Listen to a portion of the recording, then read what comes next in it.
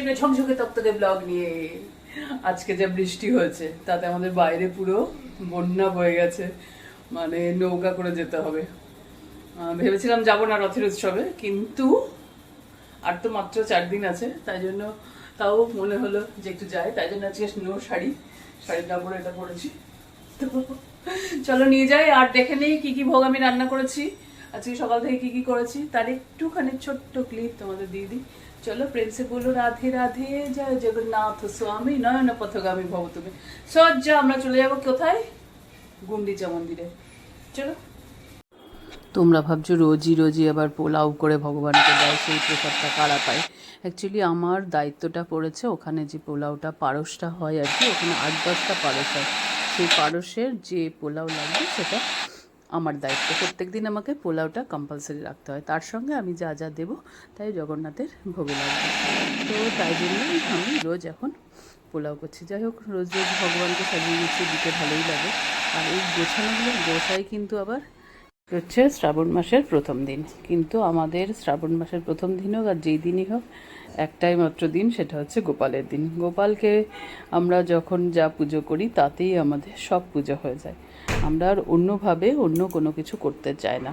হ্যাঁ, আমাদের ঘরে কিন্তু শিব ঠাকুর আছে, সব ঠাকুরই আছে, কিন্তু গোপালই আমাদের মেন আরাধ্য। গোপালকে পুজো করলেই সব কিছু আছে। গল্পটা আছে না যে গোপাল হা করে কি দেখিয়েছিল, গোপালের মুখের মধ্যে পুরো পৃথিবীটা আছে। আমাদের কাছেও সেই রকমই অবস্থা। তো সন্ধ্যাবেলায় সন্ধ্যা আরতি দিয়ে খেতে দেওয়ার আগে সব ফুল টুল তুলে গুছিয়ে, গোপালকেও তো রথের মেলায় নিয়ে যেতে হয় না, তাকেও সাজিয়ে গুছিয়ে যত্ন করে নিয়ে যেতে হয়। তো তারপরে আমরা দেখো মেয়েটা কি করছে, সেই সকাল থেকে বসে। এই হচ্ছে কলকাতা, যদিও কলকাতার দোষ কতটা আছে জানি না, প্রচুর ব্যাপক বৃষ্টি হচ্ছে, এটা কিন্তু আমাদের স্বীকার করেই নিতে হবে। রিক্সা রাইড প্রত্যেক দিনই হয়, আজকেও হচ্ছে রিক্সা রাইড। আমাদের বাড়ির সামনে তো পুকুর ছিল, তারপরে একটুখানি গিয়ে দেখি একেবারে নদীতে রিক্সা চলছে। যাই হোক, রেখে নৃসিংহকে রেখে বরাহক রেখে তোমরা ঘন্টা বাজিয়ে সুন্দর করে পূজা করতে পারো। নারায়ণী আমাদেরকে এটাই শেখান যে কৃষ্ণ সেবা ছাড়া এ জগতে আর কারোর পুজো নেওয়ার কোনো অধিকার নেই। আরাধনানাং সর্বেষাং বিষ্ণু আরাধনা পরাম। এ জগতের সব থেকে শ্রেষ্ঠ দেবতা হচ্ছেন ভগবান, হচ্ছেন একমাত্র কৃষ্ণ এবং বিষ্ণু। তাকে খুশি না করে জগতে কেউ খুশি হতে পারে না। তাই অপবিত্রং পবিত্রং বা। চলো এবার জগন্নাথ দর্শন করে নিই। কি সুন্দর লাগছে দেখো, পুরো চোখ মন সব ভরে গেল, এত সুন্দর সিঙ্গার করে। এই কদিন গুন্ডিচা মন্দিরে জগন্নাথ যা আনন্দে থাকে, তাতে আর ফিরে আসবে কি করে? ফিরে আসতে আর ইচ্ছে করে না। যাই হোক, এই দুটোকে দেখো, নিতাই গৌর। বৃষ্টি লাগে না ওদের দেখতে, পুরো ওদের গৌরনীতার মতো লাগে না। আজকে রথযাত্রার পঞ্চম দিন মানে হচ্ছে হেরা পঞ্চমী। হেরা পঞ্চমীর একটা কাহানি আছে। কাহানিটা হচ্ছে মা লক্ষ্মী দেখতে এসছেন যে জগন্নাথ যে সেই 5 দিন আগে গেলেন, তারপরে ওখানে বসে বসে কী করছেন সেই সব দেখার জন্য তার সৈন্য সামন্ত নিয়ে চলে এসছেন। কিন্তু জগন্নাথেরও ইচ্ছে যে উনি আরও কিছুদিন থাকবেন, তিনি সঙ্গে সঙ্গে শ্রীমন্দিরে ফিরে যাবেন না, কারণ এখানে তার সেবা তার সবই ভালো লাগে। অ্যাকচুয়ালি গুন্ডিচা মন্দির মানে ওটা বৃন্দাবনই মানা হয়, তো বৃন্দাবনে তো ভগবানের থাকতে ভালোই লাগবে। চলো সেই ঘটনাটা একটা নাটকের মতো করে আমাদের এখানে আর কি উপস্থাপন করা হচ্ছে, বেশ মজার। চলো দেখতে থাকো, তাহলেই বুঝতে পারবে। চলো লক্ষ্মীর দল আর জগন্নাথের দলের আমরা ইয়েটা দেখে নিই, ঝগড়াটা দেখে নিই, মারামারি লাগছে নাকি।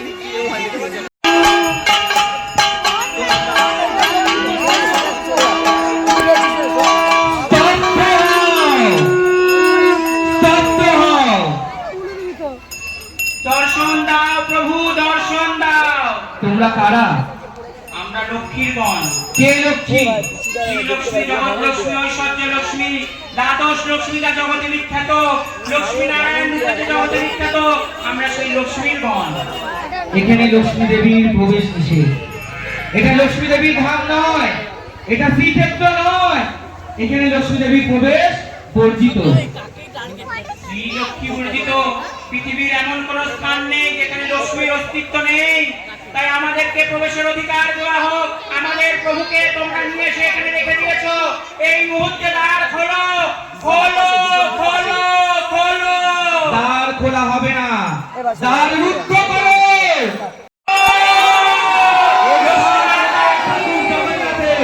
এখানে লক্ষ্মী দেবী প্রবেশ করতে পারবেন না, আটকে রাখো, রুদ্ধ করো, রুদ্ধ করো।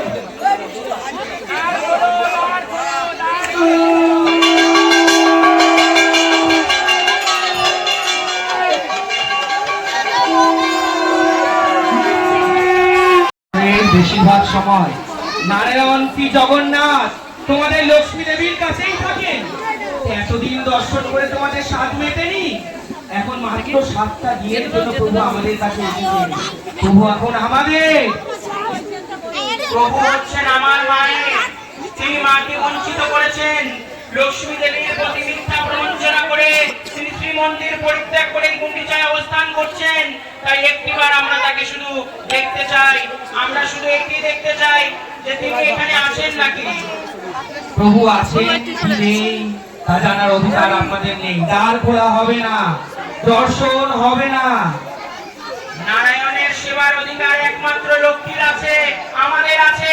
তাই হে পাণ্ডাগণ, বিরুদ্ধাচরণ না করে তোমরা একটু সরে পড়ো, নয়তো আমাদের সৈন্যগণ তোমাদেরকে বাকরুদ্ধ করবে, তোমাদের কারারুদ্ধ করবে। আমরা লক্ষ্মীর পাণ্ডা। তাই তবে দেখি কার বাহুতে কত হয়ে যাক। তাহলে কে কোথায় আছিস এক্ষুনি বড়ে বাঁচাও বাঁচাও বাঁচাও।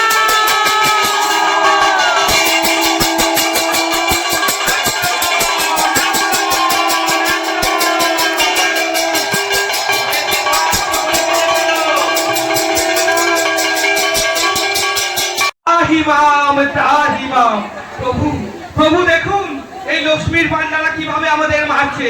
প্রভু আপনি নিজে দেখুন। তাহি মাম জগন্নাথ, তাহি মাম জগৎপতি, তাহি মাম নারায়ণ। দর্শন দাও প্রভু, দর্শন দাও। তোমাকে দর্শন না করে আমাদের মা আজ কয়েকদিন মুখে অন্ন পর্যন্ত তোলেনি। তার সুখের জন্য, তার জীবন ধারণের জন্য কৃপা করে তুমি দর্শন দাও। আমরা জগন্নাথের সেবার জন্য অন্ন নিয়ে এসেছি। আমরা তোমাদের মা আমার প্রভুকে ভোলানোর জন্য পরমান্ন এনেছে। পরমান্ন দিয়ে প্রভুকে ভোলাবে? আমাদের প্রভু এখানে ক্ষুধার্ত নেই। আমরা জানি তাকে কি সেবা দেওয়া হচ্ছে। 64 বার যে 56 ভোগ খায়। আমাদের দুর্দশা দেখুন প্রভু, আমাদের দুর্দশা দেখুন।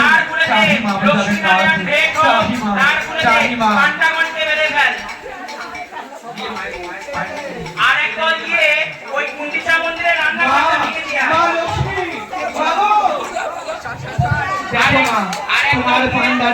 কেমন আমাদের উপর অত্যাচার করছে, আমাদের বন্ধন করেছে, আমাদের মেরেছে, রক্তাক্ত করেছে।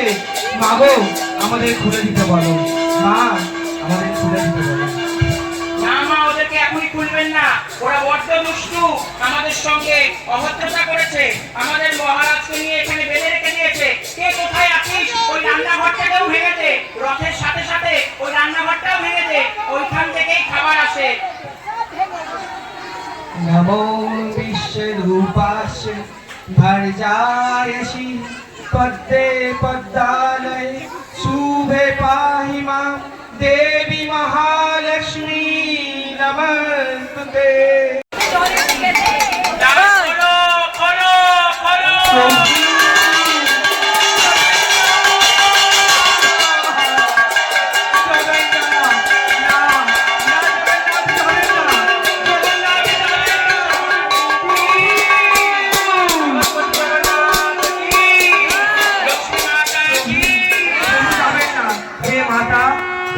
লক্ষ্মী, আমরা আপনার আরাধনা করছি, আপনার নতি স্বীকার করছি। কৃপা করে প্রভুকে নিয়ে যাবেন না।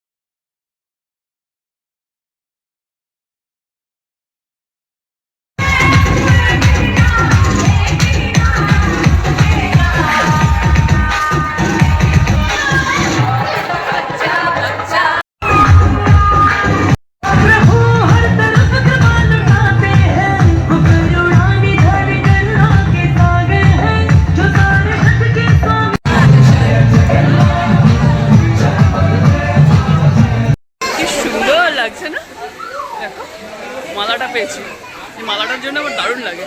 তার সঙ্গে এক ইয়ে প্রসাদ পেয়েছি, প্রসাদটা নেওয়ার আমার দরকার ছিল না, এত প্রসাদ থাকে, কিন্তু তবু নিলাম। তাহলে আজকের মতো যাই জগন্নাথ। এখন কী করে বাড়ি যাবো ওটা হচ্ছে সমস্যা। চলো দেখতে থাকো, দেখছে বললো রাধে রাধে।